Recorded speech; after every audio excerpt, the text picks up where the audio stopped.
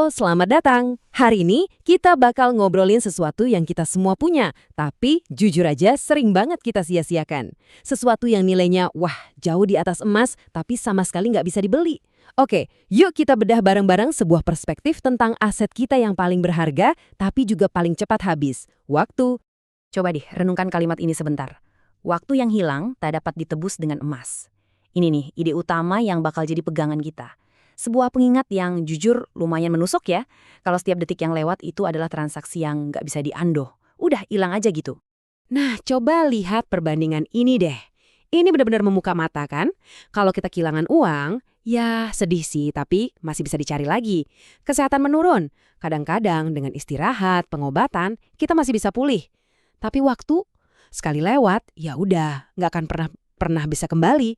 Ini mata uang yang saldonya cuma bisa berkurang, nggak bisa di top up. Ada sebuah nasihat kuno yang bilang, kalau mau dianggap bijaksana, kuncinya itu ada di cara kita hidup dan menggunakan waktu. Kenapa? Soalnya, dunia ini kan penuh banget sama distraksi. Hal-hal yang bisa bikin kita lupa sama tujuan utama. Jadi, ini bukan cuma soal jangan buang-buang waktu, tapi lebih ke gunakan waktumu dengan sengaja dan penuh kesadaran.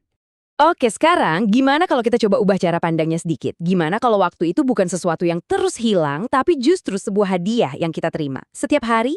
Yuk, kita masuk ke bagian pertama, hadiah di setiap pagi. Kutipan ini, wah, ini benar-benar membalikan cara kita mikir loh. Setiap pagi pas kita buka mata, itu bukan sekedar hari baru di kalender, tapi itu adalah sebuah anugerah, sebuah pemberian yang disengaja. Anggap aja kayak kita dikasih kanvas kosong setiap pagi. Terus, isi hadiah ini apa aja sih? Nah, di sini dijabarin jadi 3 hal yang konkret banget. Setiap pagi, itu adalah kesempatan baru buat kita berbuat baik, sekecil apapun itu. Kesempatan buat bertumbuh, mungkin belajar hal baru, atau jadi orang yang lebih baik. Dan, yang nggak kalah penting, kesempatan buat melayani orang-orang di sekitar kita. Tapi, gimana kalau hadiah ini kita abaikan? Kita anggap biasa aja. Nah, kita bakal masuk ke sisi lain dari koin ini. Sesuatu yang berat banget, yaitu biaya sebuah penyesalan. Ah, ini dia nih, bisikan penyesalan yang pertama. Sering banget kan kita dengar atau mungkin kita sendiri kepikiran. Coba dulu waktu masih muda, aku lakuin ini. Sebuah ratapan karena merasa potensi dan energi masa muda itu nggak dipakai semaksimal mungkin. Lalu, ada bisikan kedua yang lebih dalam lagi. Penyesalan yang ada hubungannya sama tujuan hidup. Merasa kurang memberikan diri untuk sesuatu yang lebih besar.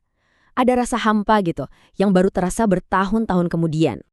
Dan yang ketiga, yang ini mungkin paling nyesek. Penyesalan karena kita melewatkan banyak banget kesempatan buat memberi dampak baik ke orang lain. Kata-kata baik yang nggak jadi kita ucapin, atau bantuan yang nggak jadi kita kasih. Tapi hidup kita nggak harus berakhir dengan kata seandainya loh.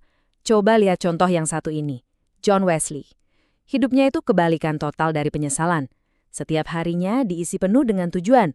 Berkhotbah, nulis, melayani, sampai-sampai kayaknya nggak ada ruang kosong buat penyesalan bisa tumbuh. Oke, kita udah lihat sisi gelapnya, yaitu penyesalan yang berat banget. Tapi kabar baiknya adalah ada solusinya.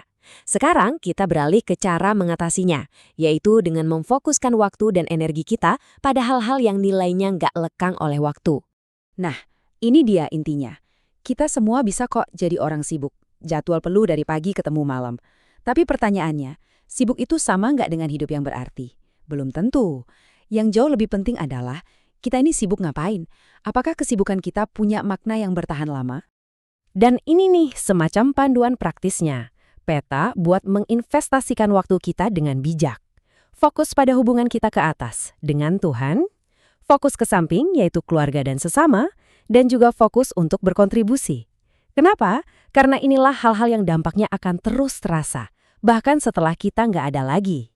Nah, saat kita mulai mengarahkan fokus kita ke hal-hal tadi, sesuatu yang luar biasa akan terjadi. Hidup kita jadi terasa berbeda. Kita nggak lagi sekedar menjalani hari, tapi kita mulai hidup dengan tujuan.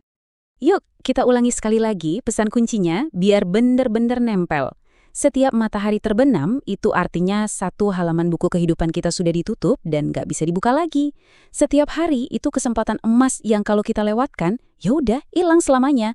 Ini bukan buat nakut-nakutin, tapi buat menyadarkan kita. Jadi kesimpulannya apa? Hiduplah dengan tujuan yang jelas, jalani dengan iman, dan lakukan semuanya dengan setia. Dengan begitu, kita sedang menulis cerita hidup yang di halaman terakhirnya bukan berisi penyesalan, tapi kepuasan. Sebuah perjalanan hidup yang benar-benar dimanfaatkan. Dan sebagai penutup, saya mau tinggalkan satu pertanyaan yang dalam banget untuk kita renungkan masing-masing. Coba berhenti sejenak dan tanyakan ini pada diri sendiri. Jawaban jujur dari pertanyaan ini bisa jadi akan mengubah total cara kita menjalani hari esok.